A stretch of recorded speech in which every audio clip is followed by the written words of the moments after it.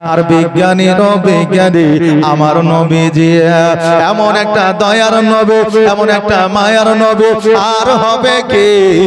এমন একটা সুন্দর নবী আর পাইব কি? বিজ্ঞানীরও বিজ্ঞানী আমার নবীজি।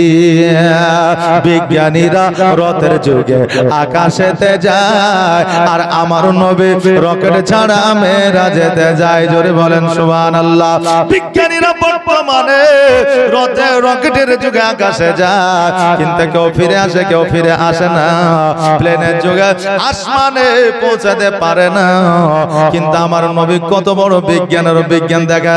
আজকে থেকে 1446 হিজরি আগে, যে সময় প্লেন ছিল না, জাহাজ ছিল না, কোন রকমের আপনার বিমান ছিল না, ওই সময়ে আমার নবী প্রথম আসমান নয়, দ্বিতীয় আসমান নয়, সপ্তম আসমান ভেদ করে আমার আল্লাহর সঙ্গে দিদার করেছে। জোরে বলেন সুবহানাল্লাহ।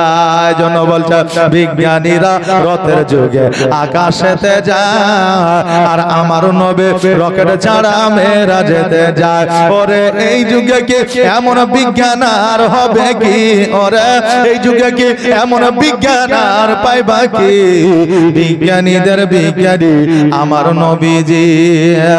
আবু বকর সিদ্দিকের সাপে কামড়াইল, আর আমার নবীর থুতু দিয়া ভালো হয়ে গেল। জোরে বলেন না সুবহানাল্লাহ। এমন ডাক্তার কে পাওয়া যাবে? বাবা যাবে? যাবে না। নবীর থুতুর পাওয়ার যদি এত হতে পারে, আমার নবীর পাওয়ার কত ছিল? আজকে কিছু মানুষ বলে নবী আমার মতো ছিল। আরে নবীর থুতু দিয়া সাপের বিষ পানি হয়ে গেছে, নবীর থুতু দিয়া মানুষের চোখের জ্যোতি ফিরে এসেছে। আজকে তোমার থুতু যদি ঘামাচিতে দেওয়া হয়, ওই ঘামাচিতে ভালো হওয়া দূরের কথা, তার থুতে ওর জীবাণুতে তার ঘামাচির জায়গায় ক্যান্সার হয়ে যাবে, ভালো হবে না। তারাই আবার বলে নবী আমার মতো ছিল। জোরে বলে নাউজুবিল্লাহ। আবু বকরকে লইয়া নবী যখন মদিনায় হিজরত করতেছিলেন, সাপে দংশন করেছিলেন, আবু বকরের শরীরটা কাতর হয়ে গিয়েছিল। আবু বকর কান্না করছিলেন, চোখ থেকে পানি নবীর মুখমণ্ডলে পড়লো। নবী আমার বলে আবু বকর কান্না কেন করো? বলে হুজুর গো সাপে দংশন করেছে। কোন জায়গায়? বলে পায়ের তালুতে। নবী আমার থুতু মুবারক লাগিয়ে দিলেন। আবু বকর বললেন খোদার কসম করে বলি, নবী যখন থুতু মুবারক লাগিয়ে দিয়েছিলেন, আমার শরীরের সমস্ত বিষ পানি হয়েছিল। এই জন্য বলছে আবু বকর সিদ্দিকের সাপে কামড়াইল, আর আমার নবীর থুতু দিয়া ভালো হয়ে গেল। ওরে এই যুগে কি এমন ডাক্তার আর পাইবা কি? ওরে এই যুগে কি এমন ডাক্তার আর হবে কি? বিজ্ঞানীদের বিজ্ঞানী আমার নবীজি। এমন একটা দয়ার নবী, এমন একটা মায়ার নবী, এমন একটা জানের নবী, এমন একটা কলিজার নবী আর পাইবা কি? বিজ্ঞানীদের বিজ্ঞানী আমার নবীজি। আগের যুগের মানুষের অসুখ কম হতো, আর আমার নবীর কাছে আসলে ভালো হয়ে যাইত। জোরে বলা যাবে না সুবহানাল্লাহ। নবীর কাছে গেলে ভালো হয়ে যেত। তো নবীকে আমার ওমেস্ট্রি, প্যারাসিটামল, তারপরে আপনার ক্যালপল, তারপরে আপনার কি বলে স্টাটর, এইরকম কোন ট্যাবলেট দিত কিনা? দিত? এরকম কোন ট্যাবলেট ছিল না। নবী আমার কোরআনের আয়াত দিতেন, আর কিছু গাছগাছড়া দিতেন, মানুষের রোগ ভালো হয়ে যেত। হযরত ওমর বর্ণনা করেছে, আমার যখন রোগ ভালো হইতো, আমার নবীর দাওয়া লাগতো না, কোরআনের আয়াত লাগতো না, আমার নবীর নূরানী চেহারা দেখলে আমার রোগ ভালো হয়ে যাইতো। জোরে বলে সুবহানাল্লাহ। আর আজকে কোরআনের আয়াত যদি আমরা নিতে যাই, অনেকেই বলে এটা শিরিক হয়ে যাবে, বলে কি বলে না? বলে। কিন্তু বাবারে আমার নবী মুস্তাফা সাল্লাল্লাহু তাআলা আলাইহি ওয়াসাল্লাম কত রোগ বালা ভালো করেছে। তখন তো বাবা ওষুধ ছিল না, তখন তো দাওয়া ছিল না। এই জন্য বলছে আগের যুগের মানুষের অসুখ কম হতো, আর আমার নবীর কাছে আসলে ভালো হয়ে যাইতো। ওরে এই যুগে কি এমন ওঝার হবে কি, ওরে এই যুগে কি এমন ডাক্তার আর পাইবা কি, বিজ্ঞানীদের বিজ্ঞানী আমার নবীজি, এমন একটা দয়ার নবী আর এমন একটা মায়ার নবী আর পাইবা কি, বিজ্ঞানীদের বিজ্ঞানী আমার নবীজি। মন বাবাজি ভাইরা আমার, আমরা যতজন এইখানে এখনো পর্যন্ত বসে আছি, এখন আর আরামের ঘুমকে হারাম করিয়া এই জায়গায় আরাম করে আমরা ওয়াজ মাহফিল শুনতে আছে, রাত্রির ঘুমটাকে আমরা ছেড়ে দিয়ে এই জায়গায় বসে আছি। কাল কিয়ামতের দিনে আল্লাহ তাবারক তাআলা যখন জিজ্ঞাসা করবে, বান্দারে পৃথিবীর মধ্যে 6 বছর, পৃথিবীর মধ্যে 50 বছর, 60 বছর তুমি জীবন যাপন করেছ, বলো বলো আমার জন্য তুমি কি এনেছো, আমার জন্য তুমি কি করেছো বলো। আমরা বলবো আল্লাহ গো, জীবনে পৃথিবীর মধ্যে নামাজ পড়েছি, রোজা করেছে আল্লাহ, এই সমস্ত জায়গাগুলোতে আমাদের যদি ভুল হয়ে যায়, আমাদের যদি ভ্রান্তি হয়ে যায়, আল্লাহ তুমি নামাজ কবুল করতেও পারো, না করতেও পারো। রোজা অবস্থায় যদি আমরা মিথ্যা কথা বলে দেই, রোজা অবস্থায় যদি আমরা কুলি করতে গিয়ে পানি পান করে নি, রোজা অবস্থায় যদি গীবতে লিপ্ত হয়ে যায়, আল্লাহ আমাদের রোজা তুমি কবুল করতেও পারো, না করতেও পারো। কিন্তু আল্লাহ গো, আপনার প্রিয় হাবিব বলে দিয়েছে, যে জায়গা আল্লাহ আল্লাহ রসুলের আলোচনা হয়, ওই জায়গায় যে বান্দা গিয়ে বসে, ওই জায়গাটা জগতের সাধারণ কোনো জায়গা থাকে না, ওই জায়গাটা হয়ে যায় জান্নাতের বাগিচা। জোরে বলেন সুবহানাল্লাহ। আল্লাহ গো, এমন একটা সময় ছিল, এমন একটা রাত্রি ছিল, যেই রাতের কাশিয়াডাঙ্গার বুকে একটা মাহফিল হইতেছিল, ওই মাহফিলে শেষ পর্যন্ত আমরা বসেছিলাম। আল্লাহ ওই রাত্রিটাকে তুমি কবুল করেছি গো না জানি না। আমার আল্লাহ বলবে, বান্দারে তোমার নামাজ রোজা খামতি হয়েছে, কমতি হয়েছে, আমি আল্লাহ কবুল করেছি কিনা আমি আল্লাহ নিজেই জানি, তোমরা জানো না। কিন্তু নামাজ রোজা কবুল হয়েছে কিনা সেটা তো পরের কথা, কিন্তু রাত্রি জেগে যে তুমি আরামের বিছানা ত্যাগ করে আমার রাসূলের বাণী শুনেছো, আমার বাণী তোমরা শুনেছো, এটার বাদৌলতে তোমাদের সকলের জীবনের গুনাহ খাতা আমি মাফ করে দিলাম। জোরে বলেন সুবহানাল্লাহ। বাবাজি ভাইরা, ওই রাত্রিটা আমরা পেয়েছি, আর এর মধ্যে কে যে গুনাহ মাফ হবে, আল্লাহ কার গুনাহ মাফ করবে এটা একমাত্র আল্লাহ জানে। গুনাহ যার মাফ হয়ে যাবে, পৃথিবীর মধ্যে সেই বান্দা জানতে পারবে, পৃথিবীর মধ্যে সেই বান্দা আলামত পাবে, দেখবে পৃথিবীর মধ্যে যারা নামাজ পড়ে, নামাজ আল্লাহর দরবারে কবুল হইল কিনা ওই বান্দা জানতে পারবে, যার নামাজ কবুল হইল না সেই বান্দাও জানতে পারবে নামাজ কবুল হইল কিনা। কেননা আমার আল্লাহ তাবারক তাআলা প্রত্যেকটা মানুষের মধ্যে এমন একটা মেশিন বসায়া দিয়েছে, কোনটা ভালো আর কোনটা খারাপ এটা কাউকে বলা লাগবে না, মানুষ তুমি নিজেই জানতে পারো। জানতে পারে না কোনটা ভালো কোনটা মন্দ, মানুষ জানতে পারে। তবে যারাই আছেন একটু মন দিয়ে শুনবে, ঘুমায় ঘুমায় শুনলে কিন্তু কাজ হবে না। বেকার মৌলভী সাহেবের আপনার বকা হবে, মাইক ম্যানের রাত্রি জাগা হবে, কমিটির আপনার কাজগুলো আপনার পড়ে থাকবে। যদি শুনতে হয় মন দিয়ে শুনবে। জুম্মার দিনে মৌলভী সাহেব ইমাম সাহেব ওয়াজ করে, সাধারণ পাবলিক শুনে না, ঘুমায়। অনেকে আছে না নাই ভাই, জুম্মার দিনে ঘুমায়। এখন বাপ বেটা একসাথে নামাজ পড়তে গেছে জুম্মার দিনে, যাওয়ার পরে বাপ বেটা পাশাপাশি বসেছে, মৌলভী সাহেব ওয়াজ শুরু করেছে, 25 বছর হইলে পারে তোমার সন্তানের বিয়ে দিয়ে দাও। এখন 25 বছরের সন্তান দেখছে, হায়রে এতদিনে মৌলভী সাহেব ওয়াজ শুরু করেছে, মানে ওর বিয়ে ওর বাপ দেয়নি, কথা বুঝলেন না? তো মৌলভী সাহেব এতদিনে ওয়াজ শুরু করেছে, আজকের ওয়াজটা যদি কাজে লাগে তো লাগবে। এখন আধ ঘন্টা ওয়াজ করার পরে যখন খুতবায় যাবে, তো এখন বেটা চিন্তা করছে যে তাহলে বাপের দিকে একবার তাকিয়ে দেখি, বাপের যদি মিচকি হাসি থাকে জানবো বাড়িতে যে কাম হয়ে যাবে, বউ দেখা দেখি শুরু হবে।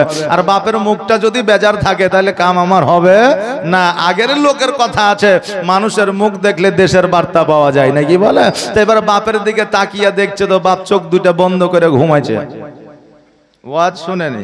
আচ্ছা বলেন ওর কাজ হইল? হয়নি।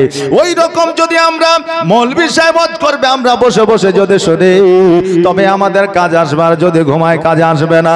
বাবারে একজন নামাজ পড়বে বসে আছে, চিন্তা করে আল্লাহ গো জামাতে নামাজ পড়লে আমাদের সব বেশি, জামাতে নামাজ পড়লে আমাদের নেকি বেশি, অতএব একাই তো জামাত করা সম্ভব নয়, একাই জামাত হবে না। এবার চিন্তা করে আরো দুইজন ব্যক্তি যদি আসে আল্লাহ আমার খুব ভালো হবে। হঠাৎ করে দেখছে আরেকজন মানুষ এসে হাজির হয়ে যায়, দুইজনের চিন্তায় চিন্তিত আরো একজন পাইবো কিনা। দুইজনে বসে আছে আসরের নামাজ পড়বে। আমার দয়ার নবী মুস্তাফা সাল্লাল্লাহু তাআলা আলাইহি ওয়াসাল্লাম বলেছে আসরের নামাজ আর ফজরের নামাজটা হচ্ছে সবচাইতে গুরুত্ব বেশি। আসরের নামাজ আর ফজরের নামাজ যেন কাজা না হয়। জানা মতে জ্ঞান থাকা মতে দুইজনে চিন্তা করে আরেকজন কোথায় পাওয়া যাবে। হঠাৎ করে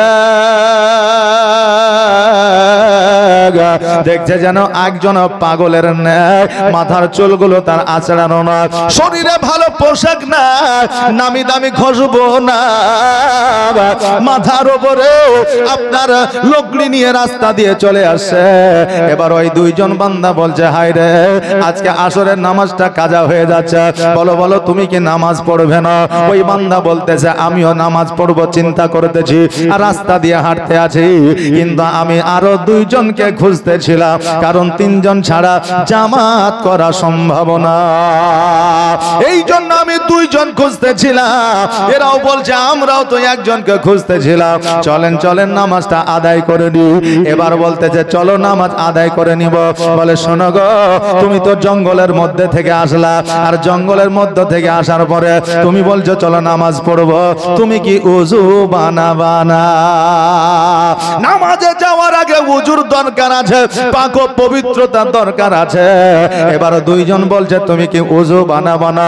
ওই পাগল ব্যক্তি বলতেছে যার মাথায় চুল নাই, যার মাথা আঁচড়ানো নাই, যার গায়ে খুশবু নাই, যার পোশাকটা পরিষ্কার পরিচ্ছন্ন নয়, ওই বান্দা বলতেছে শোনো তোমরা কি জানো না যারা মুমিন হয়, মুত্তাকিন হয়, সলিহ হয়, যারা মুসলমান হয় তারা কখনো বিনা ওযুতে চলাফেরা করে না।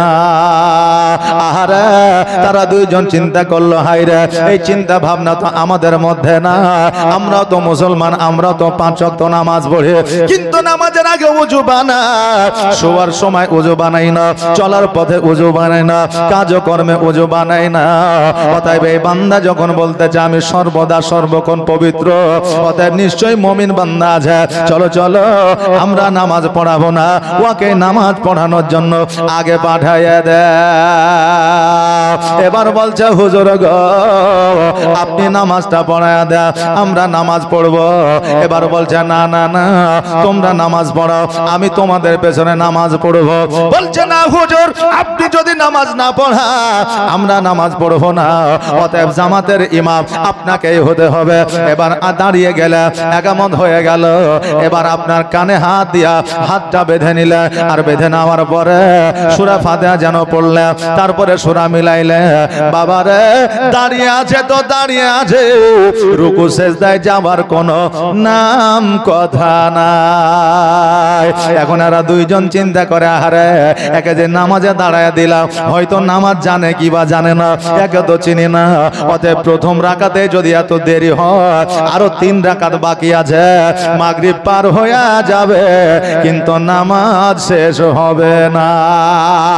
এরা মনে মনে চিন্তা করে আল্লাহ গো এমন একজনকে নামাজ পড়ার দায়িত্ব দিলাম, আসরের নামাজ তো কাজা হবে, মাগরিবের নামাজটাও কাজা হয়ে যাবে, একে অপরকে যেন বাবা হাতের হুড়া দেয়, নামাজটাও কিন্তু ছাড়তে পারে না, আবার নামাজের নিয়ত ভঙ্গ করতে পারে না।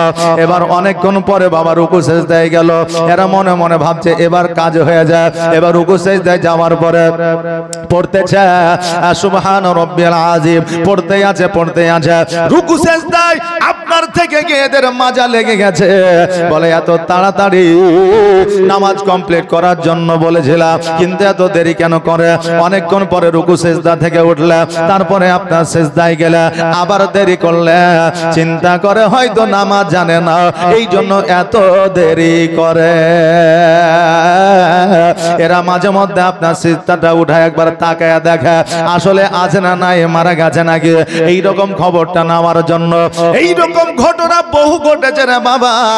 মক্কা থেকে মদিনা থেকে হজ করে ভাই বাড়িতে এসেছে, হাজী সাহেবকে দেখলে সালাম দেয়। তার ভাই বলছে শোনো গো ও গ্রামবাসীরা, আমার ভাই হজ করেছে, আমার ভাই যতটা জমি পেয়েছে ভাগে আমিও ততটা পেয়েছি, আমার ভাই যতটা গাড়ি বাড়ি পেয়েছে আমিও ততটা গাড়ি বাড়ি পেয়েছি, কিন্তু আজকে ভাইকে দেখলে সালাম দেয়, আমাকে দেখলে কেন সালাম দেয় না?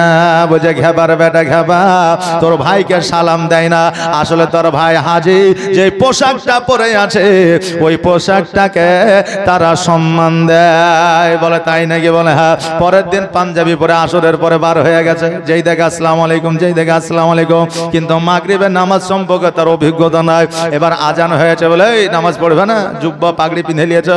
বলে হ্যাঁ নামাজে যাইতে হবে। মাগরিবে মসজিদে ঢুকেছে, যাওয়ার পরে আসলে তার কপাল দেখেন যে ওই মসজিদে ইমাম ছুটিতে বাড়িতে আছে। এখন চিন্তা করছে যে নামাজকে পড়াবে, এত বড় জুব্বা পিঁধে আছে, পাগড়ি পিঁধে আছে, একই আগে না, বলছে ভাই আমি যাবো না, তুমি যাও তো, ঠেলে ঠেলে আগে দিয়ে দিয়েছে। এখন কোন রকম ভাবে সূরা ফাতিহা পড়ে সূরা নাস পড়ে নিয়েছে, রুকু সেজদায় যায় সেজদায় চলে গেছে। এখনো দেখছে হায় রে, নাসের পরে তার সূরা নাই, এখন দ্বিতীয় রেখাতে কি পড়বো আর কেমন করে নামাজ পড়বো তাও জানি না। এখন সেজদায় পড়ে চিন্তা করে ও ভাইবে দেখছে পালাবার সুযোগ এর চাইতে বড় আর নাই। এখন লুক করে উঠে তাকিয়ে দেখছে যে সবাই সেজদায় আছে, ও চুপি চুপি পালিয়ে গেছে। এখন যারা জুয়ান তরু তাজা তরুণ আছে দেখবেন, তারা দেখছে হ্যাঁ রে এতক্ষণ সেজদা থেকে উঠছে না, তাকিয়ে দেখছে ইমামই নেই, মুসল্লিরা উঠো, ইমামই তো নাই, তাই নাকি? তাকিয়ে দেখছে আসলে নাই। যদি এই রকম হয় রে বাবা, ইমামতি করতে করতে পালায়া যাবে, কিন্তু ও তো আসলে নাদান নয়, মূর্খ নয়, একেবারে যেন আপনার পাগল নয়, উনি একজন মুমিন বান্দা, উনি একজন মুত্তাকিন বান্দা। এইভাবে বাবা 4 রাকাত নামাজ আপনার কমপ্লিট করেছে, সালাম ফিরিয়েছে, সালাম ফিরানোর পরে যেন বাবা মুসল্লির দিকে তাকায়া বসেছে। এরা দুইজন বলছে হুজুর গো, আপনাকে নামাজ পড়ানোর জন্য সুযোগটা দিলাম, কিন্তু আসলে নামাজ তো কাজা হয়ে গেল, মাগরিবের নামাজ পর্যন্ত কাজা হয়ে গেছে, এতক্ষণ পর্যন্ত এতক্ষণ ধরে কি কেউ নামাজ পড়া? বলতে যে শোনো রে, আমার নামাজে কি তোমাদের ব্যাঘাত ঘটেছে? বলে হ্যাঁ ব্যাঘাত ঘটেছে। কি হয়েছে? বলে আসরের জামাতের টাইম পার হয়ে গেছে, মাগরিবের জামাতের টাইম পার হয়ে গেছে, এতে কি নামাজ হবে? আল্লাহ কি নামাজ কবুল করবে? ওই বান্দা বলতেছে শোনো গো, তোমাদের নামাজ আল্লাহর দরবারে কবুল হয়েছে কিনা জানি না, কিন্তু আমার নামাজ গ্যারান্টি সহকারে আল্লাহর দরবারে কবুল হয়েছে। জোরে বলেন সুবহানাল্লাহ। একবার আওয়াজ দিয়ে বলেন নারে তাকবীর, নারে রিসালাত, সুবহানাল্লাহ। ওই বান্দা বলতেছে আমার গ্যারান্টি সহকারে আল্লাহর দরবারে নামাজ কবুল হয়ে গেছে। বলে কি করে নামাজ কবুল হয়? আসরের জামাতের টাইম পার হয়ে গেছে, মাগরিবের জামাতের টাইম পার হয়ে গেছে। এবার ওই বান্দা বলতেছে শোনো, তোমরা কি পাগল হয়েছ? একবার আকাশের দিকে তাকায়া দেখো। ওই বান্দা যখন আকাশের দিকে তাকায়া দেখে, আপনার আসরের নামাজ যেই অবস্থায় পড়া শুরু করেছিলেন, যেই জায়গায় সূর্যটা ছিল, তাকিয়া দেখে সূর্যটা ওই জায়গাতে আছে, একটা আঙ্গুল এদিকেও যায় নাই ওই দিকেও যায় নাই। জোরে বলেন সুবহানাল্লাহ। চিন্তা করে আমাদের নামাজ তো হয়ে গেছে, কিন্তু এটা কি করে সম্ভব? এবার বলতেছে হুজুর গো, আমরা আপনাদের চিনতে পারি না। বলেন বলেন আপনার পরিচয়টা কি, আপনার নামটা কি? নিশ্চয়ই আপনি আল্লাহর মুমিন বান্দা। ওই বান্দা বলতেছে শোনো রে, আমি আর অন্য কেউ নয়, আমার নাম হলো হযরত ওসমান হারুনি রহমাতুল্লাহ আলাইহি। জোরে বলেন সুবহানাল্লাহ। এই জন্য বাবা পোশাক আশাক থেকে দাড়ি টুপি টুপি দেখে জুব্বা দেখে চেনা যায় না আসলে আল্লাহর নৈকট্য কতটা লাভ করে যায় পৃথিবীর মানুষকে দেখে বোঝা যায় না আসলে আল্লাহর নৈকট্য কতটা লাভ করে যায় বাবারে সালেউদ্দিন নামে একজন বান্দা প্রতি বছর হজে যায় মানুষ মনে করে আহারে এই বান্দা হজে যায় কত না ভালো মানুষ কত না সুন্দর মানুষ প্রতি বছর টাকা খরচ করে এর চাইতে দানিশীল বান্দা আর কেউ নাই মানুষ এই রকম চিন্তা ভাবনা করে কিন্তু বাবা ওই সালেউদ্দিন কে ছিল মক্কা নগরের একজন আল্লাহর বান্দা ছিল মদিনার ইমাম ওই সালেউদ্দিনের আপনার ইতিহাস লিখেছিলে এবার ওই সালেউদ্দিনকে জিজ্ঞাসা করে মদিনার ইমাম তুমি যে প্রতি বছর মদিনায় হজ করতে আসো কিন্তু তোমার তো কোন বছরের হজ আল্লাহর দরবারে কবুল হয় না বলছে কেমন করে জানলে বলে আল্লাহ যার ইবাদত কবুল করে তার চেহারায় নুরানি চেহারা থাকে আল্লাহর যে ইবাদত কবুল করে তার মুখে নুরানি হাসি থাকে আল্লাহ যার ইবাদত কবুল করে আল্লাহ তাকে পরীক্ষা করার জন্য কত না বালা মুসিবতে রাখে সালেউদ্দিন দুই চোখের পানি ছেড়ে দিয়ে বলে শোনেন গো আমি প্রতি বছর হজ করতে আসি এটা ঠিকই কিন্তু আমি গুনাহ মাফ চাওয়ার জন্য রাসূলুল্লাহর ওসিলায় কিন্তু গ্রামের মানুষ শহরের মানুষ মনে করে আমি টাকা খরচ করে হজের উদ্দেশ্যে আছে আমি বড় নেক বান্দা কিন্তু আল্লাহর এখনো পর্যন্ত নৈকট্য লাভ করতে পারি না আমি একজন তরুতাজা যুবক ছিলাম আমার হাতে পাওয়ার ছিল আমার রক্তে গরম ছিল আমার পায়ে বল ছিল আমার স্মরণ শক্তি ভালো ছিল চোখের পাওয়ার ছিল কানে পাওয়ার কমে গেছে চোখের পাওয়ার কমে গেছে কেন না আমি একদিন বন জঙ্গল থেকে কাঠ কেটে বাড়িতে আসলাম আসার পর বিবিকে বললাম বিবিরে রান্না বান্না কি হয়নি খাবার দাও বিবি বলল রান্না বান্না হয় না আমি রাগান্বিত হয়ে গেলাম কেন খাবার হয় না বলে তোমার মা চাল দেয় না এই জন্য রান্না করি না তোমার মা আমার সঙ্গে ঝগড়া করেছে আমি আমার বিবির কথায় রাগ রেগে গিয়ে আমি মাকে গিয়ে একটা লাথি মেরে দিয়েছিলাম আর আমার মা জমিনের মধ্যে পড়ে গিয়ে মৃত্যুবরণ করেছিল আমার মা আমার প্রতি নারাজ হয়েছিল আজও পর্যন্ত আমার মা আমাকে ক্ষমা করে না আর আজও পর্যন্ত আমার হজ আল্লাহর দরবারে কবুল হয় না আমি হজ করি আমার হজ কবুল হয় না এটা আমি জানতে পারি কিন্তু মানুষ এটা জানে না মদিনার ইমাম বলল সালেউদ্দিন শোন রে তোমার এখনো পর্যন্ত একটা সুযোগ আছে বলে কি সুযোগ বলে তোমার মায়ের কবরের কাছে চলে যাও আর মায়ের কবরের কাছে যাওয়ার পরে ওই মায়ের কাছে তুমি কান্না করো তোমার মা হয়তো ইহজগৎ ছেড়ে পরজগৎ গমন করেছে তোমার মায়ের শরীরটা হয়তো মাটিতে নিয়ে নিয়েছে কিন্তু তোমার মায়ের যে রূপ তোমার মা তোমার সব কথা শুনতে পাবে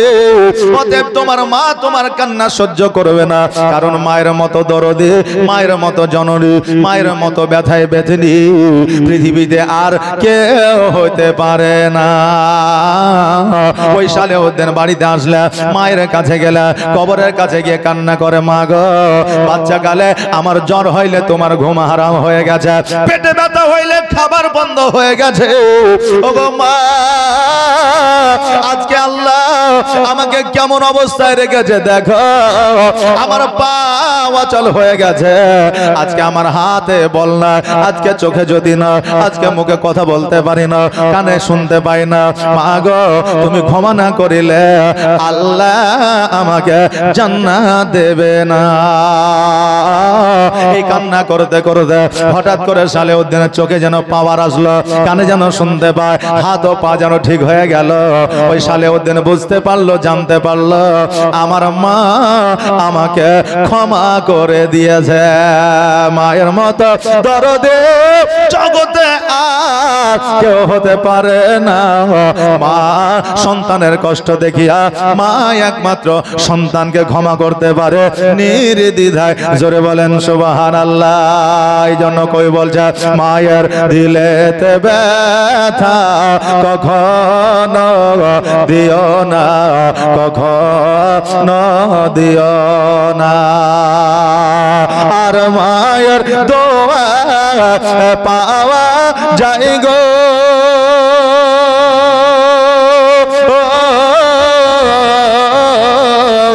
আর মায়ের দোয়া পাওয়া যায় গো জান্নাতের ঠিকানা। মায়ের দিলেতে ব্যথা কখনো দিও না, কখনো দিও না। দেখো দুঃখে দুঃখিনী রবে আর ছেলের খুশির তরে মামরতে রাজি হবে। আর জীবন দিলে শোধ হবে না,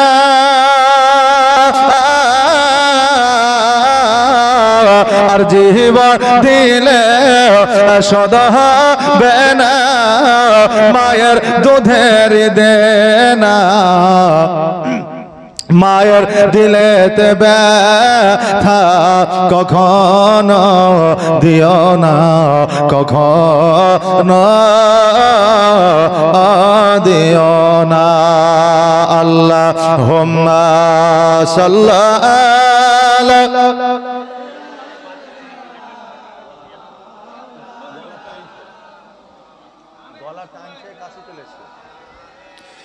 সৈয়দনা মাওলানা মুহাম্মদ।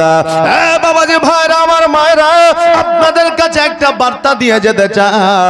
আজকে অনেকে রোগবালা ভালো হয় না, আজকে অনেকে রোজগার করে বাড়িতে যেন বরকত হয় না, আজকে ব্যবসা করে ব্যবসায় যেন উন্নতি হয় না। আজকে আমরা ডাক্তার মাস্টার ওকিল হাকিমের কাছে ছুটে, আজকে ওঝার কাছে আমরা যাই, তাবিজ কবজ নিয়ে আসে। কিন্তু বাবারে আজকে আপনাদের একটা বার্তা দিয়ে যায়, যদি আপনার ব্যবসায় উন্নতি না হয়, যদি আপনার রোজগারে বরকত না হয়, যদি আপনার বালা মুসিবত দূর না হয়, কারো কাছে যাওয়া লাগবে না। আপনার পিতা মাতা যদি থাকে, ওই মায়ের আঁচলখানা ধরে, বাপের হাতখানা ধরে বলেন, আব্বা গো, মা গো, আজকে আমার ব্যবসায় উন্নতি না, একটু দোয়া করে দাও। খোদার কসম করে বলি, ওই মা বাবা যদি সন্তানের জন্য খাস দিয়ে দোয়া করে দেয়, ওই সন্তানের সকল বাধা বিপদ দূর হয়ে যাবে। কারণ একমাত্র আল্লাহ তাবারাক তাআলা একজনের দোয়া কারেন্টের মতো কবুল করে, সেটা হলো আপনার আমার মা। জোরে বলুন সুবহানাল্লাহ। বাবা, আমরা মুসলমান ঘরের সন্তান, বাড়িতে বাপ মা আছে, বাপ মার উপরে আমাদের বিশ্বাস থাকে না, বাপ মার প্রতি আমাদের আস্থা থাকে না। আজকে বাপ মায়ের কাছে আমরা দোয়া চাই না। বাপ মার দোয়ার কি কাজে লাগবে?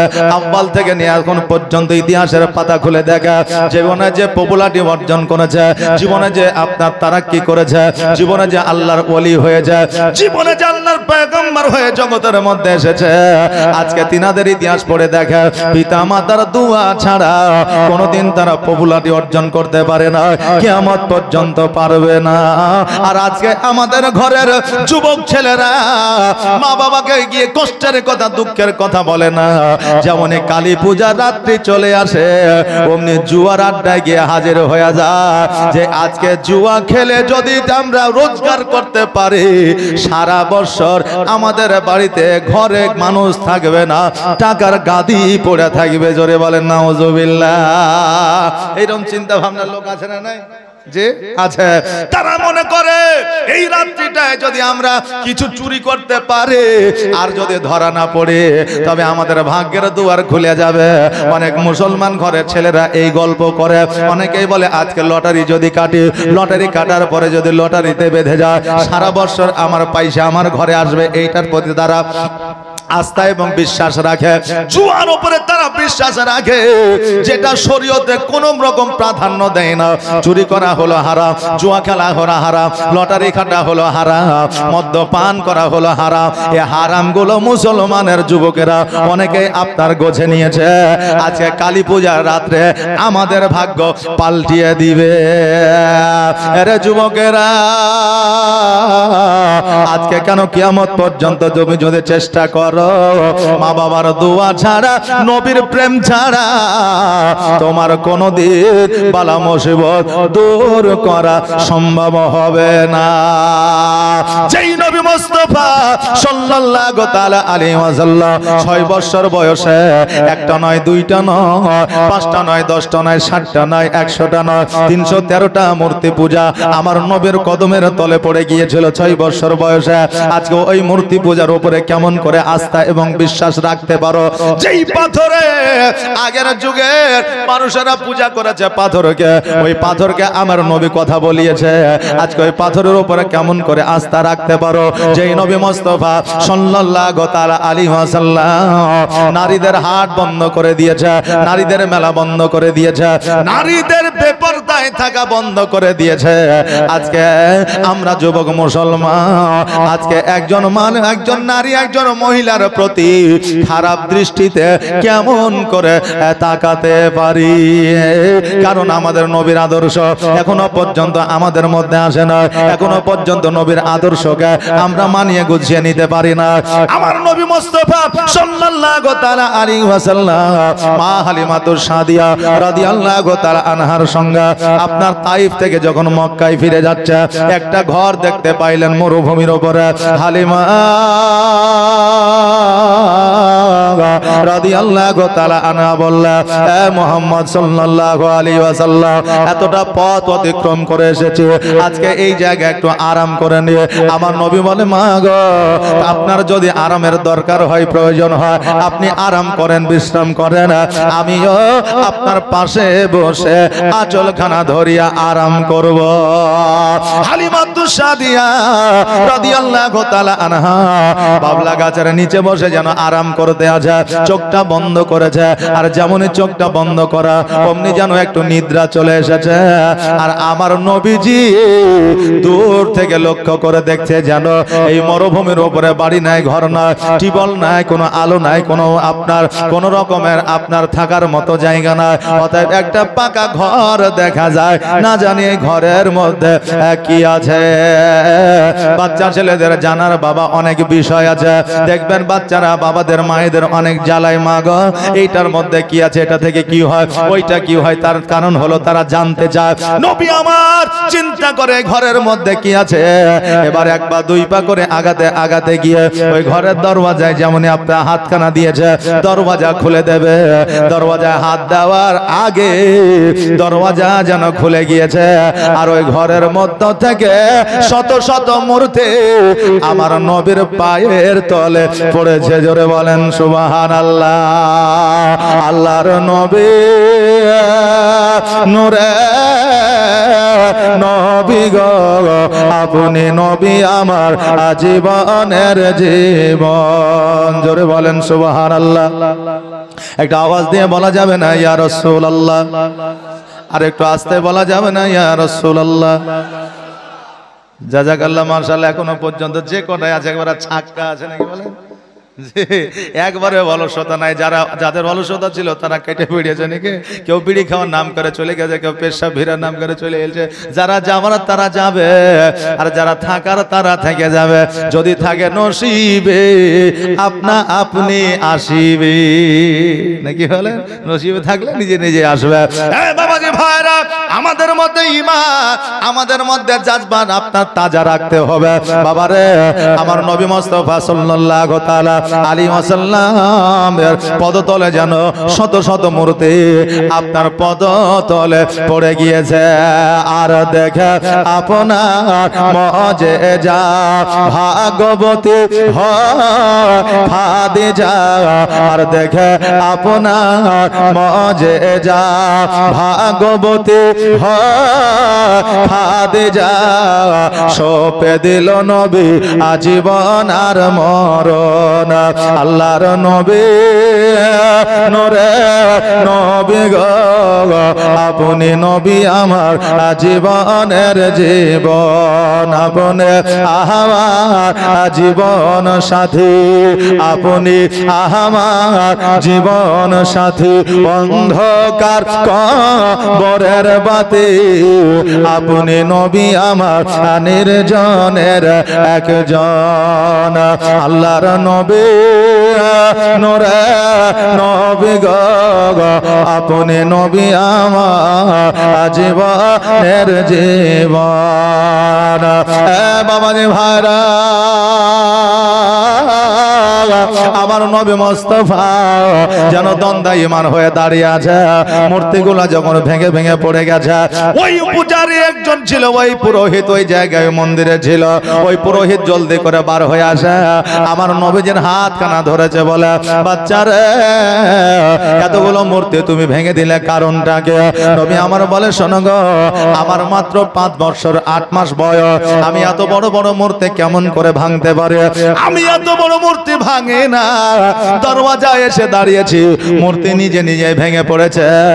ওই পুরোহিত বলতেছে আমি জানতে পারছি, বুঝতে পারছি তোমার দ্বারা এত বড় মূর্তি ভাঙা সম্ভব নয়, কিন্তু এই জায়গায় কোনো মানুষও দেখা যায় না, ঝড়ও নাই, বাতাসও না, কোন রকমের ফাঁড়ি না, অতএব আমি মানুষজনকে কি জবাব দেব? আমার প্রতি জুলুম হবে, আমার উপরে অত্যাচার হবে, আমাকে জবাবদিহি করতে হবে। এই জন্য বাচ্চারে আমি আজকে তোমাকে বন্দী করে রাখবো, কেউ যদি জিজ্ঞাসা করে আমি তোমাকে দেখাইয়া দিব। বাবা আপনি ছোট্ট থেকে বড় হয়েছেন, আমিও ছোট্ট থেকে বড় হয়েছি, কিন্তু এমন সময় আমরা পার করেছি যে নিজের দোষ না করিয়া দোষ নিজের ঘাড়ে নিতে হয়েছে। না হয়নি? হয়নি? হয়েছে। বাচ্চা বাচ্চা একসঙ্গে খেলছেন 10টা 12টা, এখন তো মোবাইলে পাগল হয়ে যায়, মার মার মার, ধর ধর ধর। কিন্তু আমাদের আমলে, আপনাদের আমলে এইসব ছিল না, ছিল না। 10টা 12টা ছেলে খেলাধুলা করেছে, একজন কাউকে একটা চড় মেরে পালিয়ে গেছে, যাকে চড় মেরেছে সে বাপকে ডাকতে গেছে, আর যে চড় মেরেছে সে পালিয়ে গেছে। এবার তার বাপ এসে এখানে যত ছেলে আছে তাকে বুকে চলে গেল। আসলে যারা মেরেছে তারা চলে গেছে, যারা মারেনি তারা বকা খাইলো, হয় কি হয় না? আপনার দোষ নেওয়ার পরেও, দোষ না করার পরে অনেক সময় দোষ ঘাড়ে নিতে হয়। আমার নবী যে চিন্তা করে, আল্লাহ গো আজকে পুরোহিত আমাকে নিয়ে যা, আল্লাহ যাওয়ার কাজটা হলো আমার, আর মান সম্মান বাজানোর দায়িত্বখানা হলো তোমার। জোরে বলেন সুবহানাল্লাহ। ফাতেমা, আহারে কত সুন্দর নাম, আমার নবীজির বিটের নামে নাম ফাতেমা খাতুন নামেতে বাচ্চা এখানে আসিয়া 300 টাকা দান দিল ঈদগাহার লাগিয়া, যাশায় জানিয়াতে করে গেল দানকে কবুল করো ওগো রহমান, সকলে বলেন আমিন। এবার আমার নবীজিকে এই দেখে বেনামে 1000 টাকা দান করেছে, জাযাকাল্লাহ, মাশাআল্লাহ, বারাকাল্লাহ, সুবহানাল্লাহ। আল্লাহ গো তুমি 1000 টাকাকে তুমি কবুল করে নাও। নবীজিকে আমার একটা ঘরে বন্দী করে রাখলে। এই দেখে হালিমা তো সাদিয়া রাদিয়াল্লাহু তাআলা আনহা ঘুম থেকে ওঠার পরে ডান দিকে দেখে নবী নাই, বাম দিকে দেখে নবী না। হালিমা চমকে উঠে যে আল্লাহ গো নবী কোথায় গেল, কোথায় গেল? এবার গোটে গোটে পায় ওই ঘরের মধ্যে আসিয়া পুরোহিতকে বলতেছে, একটা নূরানীময় চেহারায় বলা তুমি সন্তান দেখেছ, একটা ফুটফুটে সুন্দর চেহারাওয়ালা সন্তানকে তুমি দেখেছ? বলে দেখেছি, আমি একটা সন্তানকে বন্দী করে রেখেছি, দেখো দেখো ওই সন্তানটি কিনা। এবার আমার হালিমাকে যখন দেখা দিয়েছে, হালিমা ছুটে গিয়ে আমার নবীজিকে জড়ায়া ধরে বলতেছে, এটাই হলো আমার নবী। ও পুরোহিত, এই বাচ্চাকে কেন ধরেছ? বলে মূর্তি ভেঙেছে। আমার নবীজিকে বলছে, মুহাম্মদ তুমি কি মূর্তিটা ভেঙেছো? বলে না। হালিমা বলতেছে, পুরোহিত রে, আমার মুহাম্মদ যখন বলেছে ভাঙে না, সে ভাঙতে পারে না, কারণ হলো সে জীবনে কোনোদিন মিথ্যা বলে না, কিয়ামত পর্যন্ত বলবে না, আজ পর্যন্ত কেউ প্রমাণ করতে পারবে না। পুরোহিত বলল, না না না, ছাড়া যাবে না, ছাড়া যাবে না। এবার হালিমা বলতেছে, কাকুতি মিনতি করে এই বাচ্চাটাকে ছেড়ে দাও, যদি বাচ্চাটাকে না ছাড়ো আমি মক্কায় গিয়া আব্দুল মুত্তালিবকে জবাব দিতে পারবো না। পুরোহিত বলতেছে, কি কি নাম বললা? বলে আব্দুল মুত্তালিব। বলে তবে এই বাচ্চার বাপের নাম কি? আব্দুল্লাহ। বলে হ্যাঁ। বলে এর মায়ের নাম কি? আমিনা। বলে হ্যাঁ। সঙ্গে সঙ্গে ওই পুরোহিত আমার নবীজির পা খানা ধরিয়া বলতেছে, ইয়া রাসূলুল্লাহ, নবী গো, আমার বড় বেয়াদবি হয়ে গেছে, ক্ষমা করে দেন। কারণ হলো আপনি শেষ জামানার নবী, আপনি ইসলামের প্রচার ও প্রসার করবেন। আমি তাওরাত ইনজিল জুবুর থেকে পড়েছিলাম, আর আমি এই চেষ্টায় ছিলাম নবীকে যেই দিনে পাবো সেই দিন আমি কালিমা পড়বো। ইয়া রাসূলুল্লাহ, দয়া করে আপনি আমাকে কালিমাটা পড়ায়া নেন। নবী আমার 5 বছর 8 মাস বয়স, মতান্তরে 6 বছর বয়সে ওই পুরোহিতকে কালিমা পড়িয়েছিলেন। এখন কোয়ালিফাইড পারসন মানুষ আমরা অনেকে আছে, আমরা জিজ্ঞাসা করতে পারি 6 বছর বয়সে নবী ইসলামের প্রচার প্রসার করেছিল, 6 বছর বয়সে কেমন করে কালেমার দাওয়াত দিতে পারে, 6 বছর পরে কেমন করে কালেমা পড়াইতে পারে? নবী আমার 6 বছর বয়সে কালেমার দাওয়াত দেয় নাই ঠিকই, কিন্তু আমার নবীজি কালমা পড়িয়েছেন। আমরা অনেকে ইতিহাসের পাতায় পড়েছি যে 40 বছর বয়সে নবী নবুয়ত প্রাপ্ত হয়েছে। ইতিহাস পড়িনি বাবা, পড়েছে 40 বছর বয়সে নবী নবুয়ত প্রাপ্ত হয়েছে। কিন্তু না না না, আমার নবী 40 বছর বয়সে নবুয়ত প্রাপ্ত হয় না। এটা বাবা জাল হাদিস, এটা হচ্ছে আলিয়া বোর্ডের হাদিস, এটা হচ্ছে বাবা ইতিহাসের কথা, কিন্তু শরীয়তের কথা নয়। কারণ নবী 40 বছর বয়সে নবুয়ত আপনার নবুয়ত প্রাপ্ত হয় না। পৃথিবী শুরু হওয়ার আগে আমার নবী ছিলেন। জোরে বলেন সুবহানাল্লাহ। অতএব নবী 6 বছর বয়সে কেন? নবী যেই দিনে 12 রবিউল আউয়াল আপনার 570 খ্রিস্টাব্দে এই পৃথিবীর বুকে সোমবারের দিন শুভে সাদেকের সময় এসেছিলেন, আর আমার নবীজি সিজদায় পড়ে গিয়ে হাবলি উম্মতি উম্মতি বলে কেঁদেছিলেন। 6 বছর তো দূরের কথা, 40 বছর তো দূরের কথা। আমার নবী যেই দিন জগতে এসেছিলেন সেই দিন থেকে ইসলামের প্রচার ও প্রসার শুরু হয়ে গিয়েছিল। জোরে বলেন সুবহানাল্লাহ। নবী আমার কালেমা তৈরি পড়ে দিলে, এবার কালেমা পড়ে দেওয়ার পরে হালিমাকে নিয়ে মক্কায় যাবে।